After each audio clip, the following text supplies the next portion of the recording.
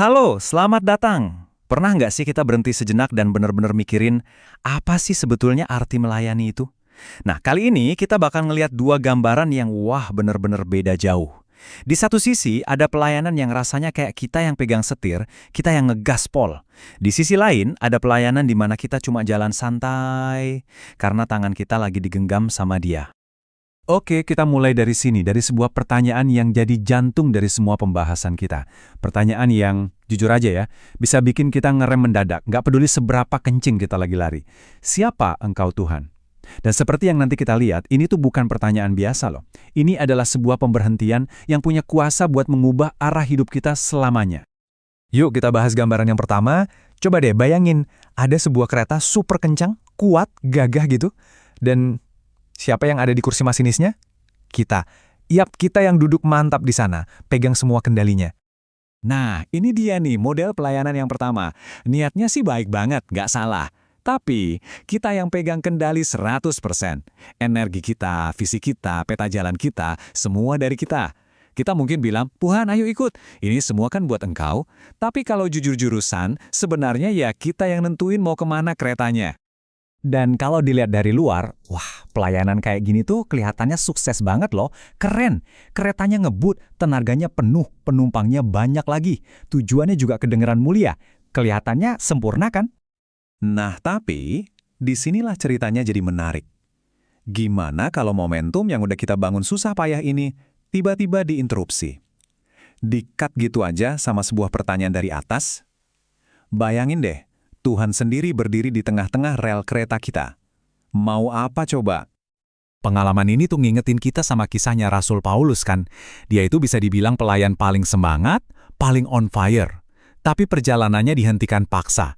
Dan justru di momen itulah dia sadar ada perbedaan yang luar biasa besar antara sibuk melakukan banyak hal untuk Tuhan dan belajar berjalan bersama Tuhan. Kutipan dari Yesaya ini benar-benar menangkap momen perubahan itu. Jadi ketika Tuhan benar-benar turun tangan, dia tuh nggak cuma ngasih kita peta baru, terus bilang, nih coba jalan ke sini. Enggak, dia langsung ambil alih kemudinya. Tangannya yang kuat itu yang justru menghentikan semua momentum yang kita bangun atas dasar, ya percaya diri kita sendiri. Coba deh kita dalamin konsep yang satu ini penting banget, keberanian tanpa kehadiran. Maksudnya gimana? Gini, kita bisa aja pegang alat yang paling benar, katakanlah pedang yang paling tajam, dan niat kita juga tulus. Tapi, kalau nggak ada tuntunan tangannya, keberanian yang sama, pedang yang sama itu, malah bisa melukai orang, bukan menyembuhkan. Nah, inilah hasilnya. Jadinya pelayanan yang keras. Ciri-cirinya apa? Secara teori sih benar, tapi kok nggak ada lembut-lembutnya ya? Penuh semangat berapi-api, tapi anehnya, kok nggak ada kasihnya ya? Kita mungkin ngerasa lagi ngebela Tuhan, tapi jangan-jangan roh yang ngegerakin kita itu bukan rohnya. Oke, sekarang kita coba lihat gambaran pelayanan yang satunya lagi yang beda banget. Ini adalah gambaran yang dasarnya bukan lagi soal kekuatan dan kendali kita, tapi soal hubungan, sebuah relasi yang intim.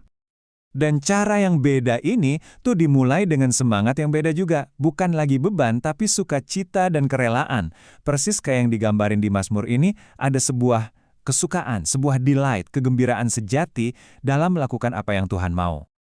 Dan ini dia nih, gambaran yang kontras banget. Lupakan soal kereta cepat yang kita kemudikan. Bayangin sekarang sebuah perjalanan yang pelan. Kita ini seperti anak kecil yang lagi jalan di samping bapaknya.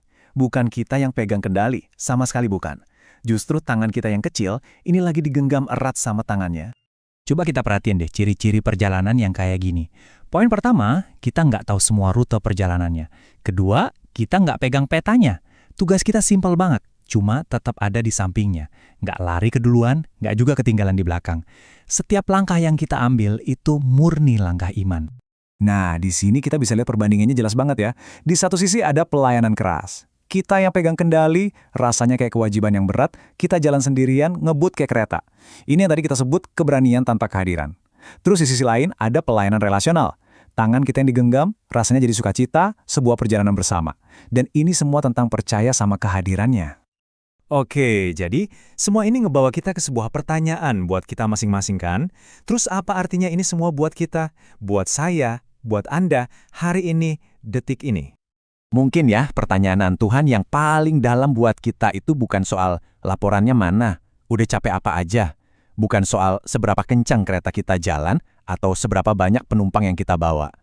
Pertanyaannya jauh lebih personal dan menyentuh hati daripada itu. Dan ini dia pertanyaannya buat kita renungkan. Saat ini juga di dalam hidup kita, tangan kita lagi pegang apa? Apakah lagi erat-erat megang kemudi? Atau lagi ngerasain genggaman tangannya yang nuntun kita? Dan satu lagi pertanyaan terakhir untuk kita bawa pulang. Apakah kita lagi sibuk mengayunkan pedang dengan rasa percaya diri kita sendiri? Atau kita lagi memilih untuk berjalan pelan-pelan dengan rendah hati dan membiarkan setiap langkah kita dipimpin olehnya? Pilihan antara kemandirian dan penyerahan diri, kira-kira kita lagi berdiri di sisi yang mana ya hari ini?